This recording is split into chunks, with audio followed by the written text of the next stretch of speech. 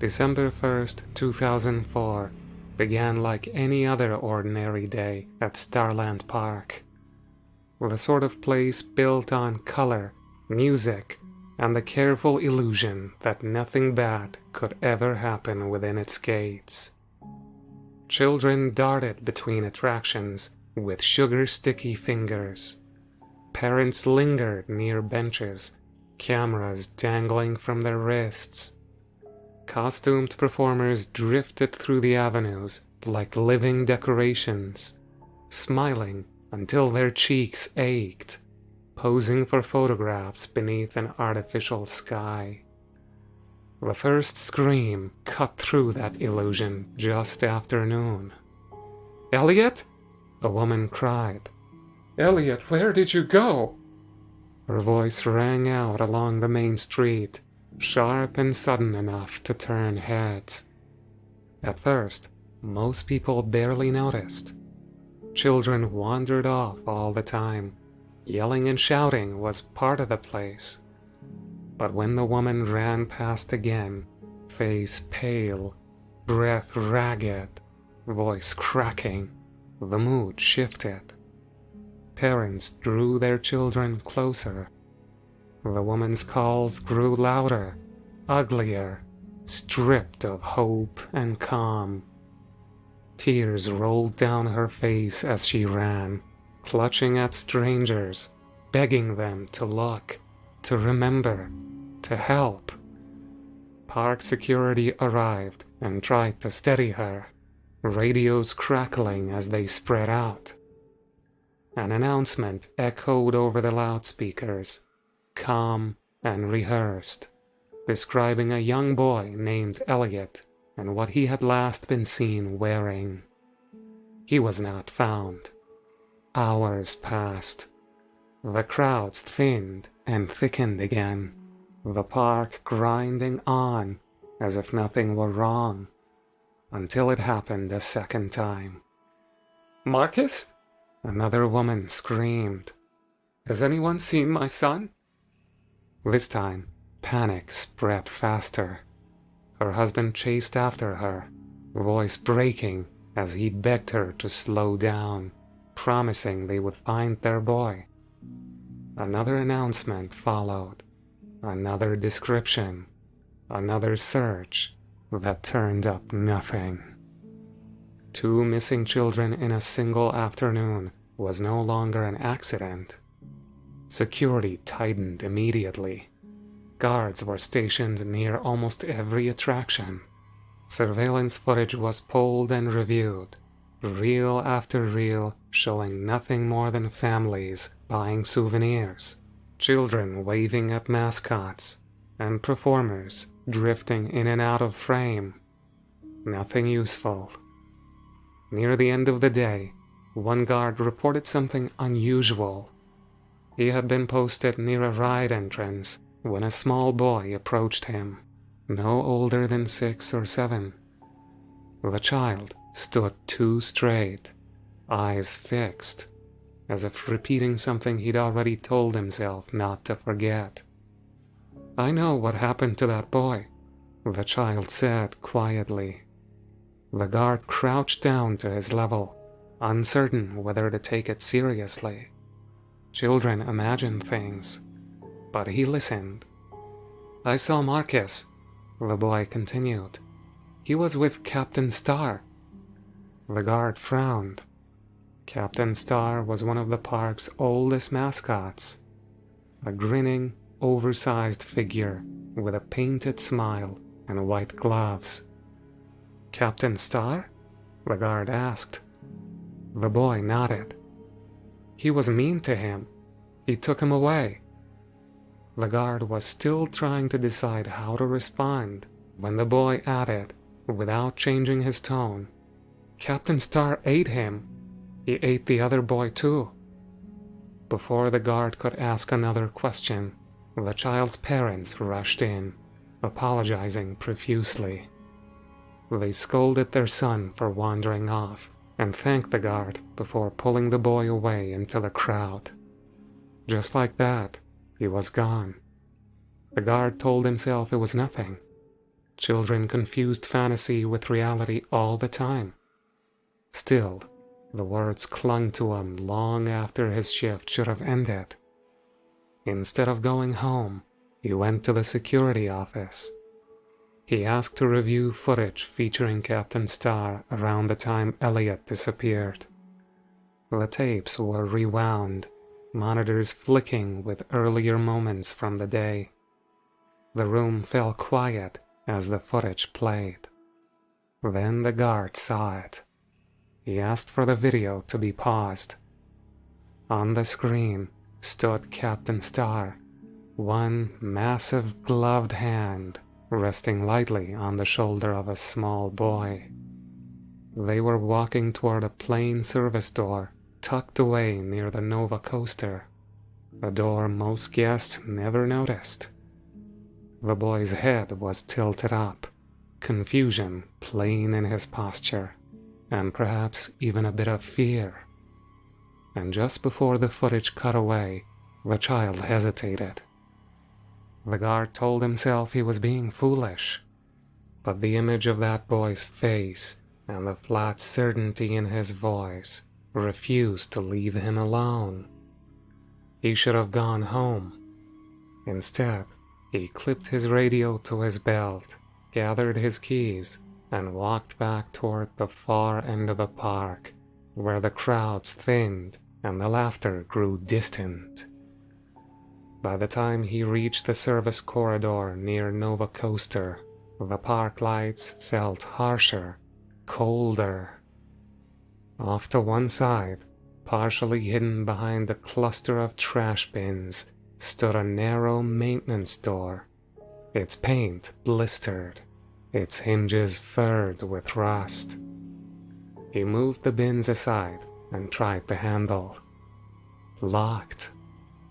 After a moment of fumbling, he found the right key. The lock yielded with a tired click. Beyond the door lay an old service tunnel. The lights were dead. He groped for a switch, but nothing happened. Darkness pressed in, thick and absolute. Somewhere inside, something small skittered across concrete, nails clicking briefly before vanishing again. Then the smell hit him. It was wrong in a way that defied comparison. Sweet and sour at once, like spoiled meat left too long in damp heat. His hand flew to his face as he gagged, breath turning shallow despite himself. The odor clung, seeping into his mouth, coating the back of his throat. The open doorway behind him cast a pale rectangle of light across the floor. He hesitated, thinking of guests wandering nearby, hoping the stench wouldn't escape. The tunnel ahead swallowed everything else, an ink-dark passage stretching beneath the park. He stepped inside. Each footfall echoed far too loudly, as if the tunnel were amplifying his presence. Shapes began to form at the edge of his vision. Pipes, old brickwork, the suggestion of turns branching off into nothing. He stopped abruptly when the passage ended in a wall. Left, nothing. Right, a faint, wavering glow. Keeping one hand against the wall, he followed the light. The smell worsened with every step, thick enough now that it seemed almost alive. The glow resolved into a thin line beneath a warped metal door, light leaking through the crack. The door was corroded and bent. He knew he could force it easily. When he turned the knob, it screamed in protest. The smell rushed out, as if relieved to escape. The guard staggered back, choking, vision swimming, then forced himself to look. The room beyond was brightly lit, Children lay scattered across the floor, not sleeping, not unconscious, dead. He recognized Elliot, Marcus, and others, faces that had stared down from missing persons posters over the years. Some bodies were incomplete, limbs gone, eyes removed, leaving dark, wet hollows. Deep gashes marred skin and bone alike, as if torn by something strong and careless. Something shifted. The guard dragged his gaze upward. Standing among the bodies was Captain Starr. The costume loomed larger than it ever had on parade route, head tilted slightly, painted smile stretched wide and meaningless. But there was something wrong in the way it stood, something watching from behind plastic eyes. For a long moment, neither of them moved. Then the mascot raised one oversized hand and pointed. A sound came from inside the costume.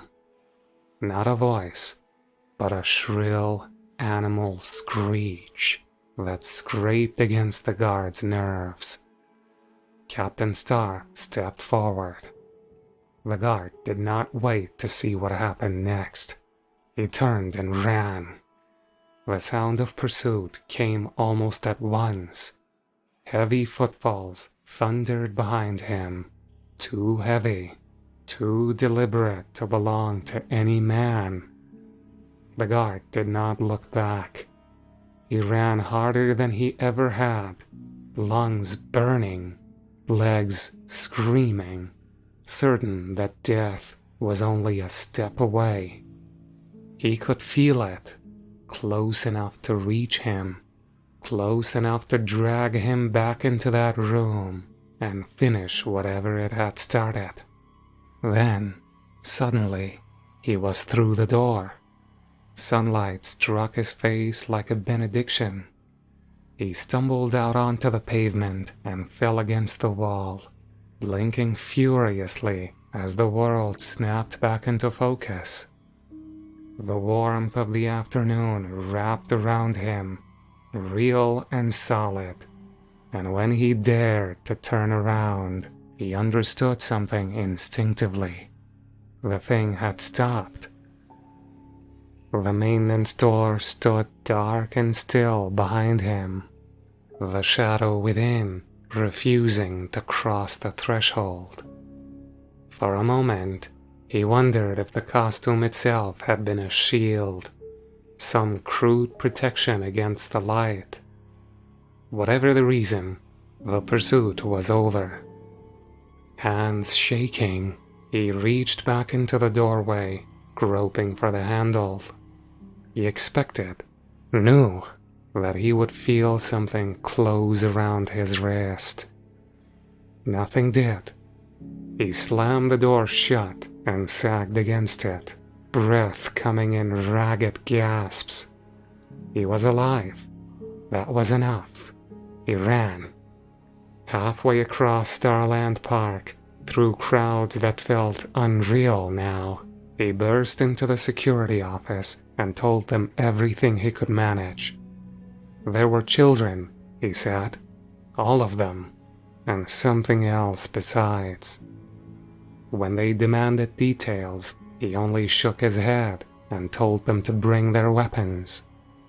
They followed him back. The group moved together into the service tunnel, flashlights cutting pale paths through the dark. When they reached the room, the guards all stopped at once. The children lay just as he had left them. Beside them, crumpled on the concrete, was the Captain Starr costume, soaked through with blood, its painted smile fixed and emotionless. It lay among the bodies like a promise kept. While the others stared, silent and stricken, the guard glanced back down the tunnel He was the only one who saw them. A small pair of eyes blinked once from the darkness, low to the ground, patient, and then vanished. Whatever had worn the costume was already gone. When he turned back, he saw something else. Blood smeared across the far wall, applied with care. The message was simple. 3 words. Still among you. The tunnel was sealed, the door entombed behind poured concrete. The Nova coaster closed for several days, while the area was searched and scrubbed clean. The guard resigned without explanation, and still, to this day, children laugh and tug at their parents' hands when they see Captain Star wandering the park. Cameras flash, scrapbooks fill. No one ever asks who's inside the costume, or what.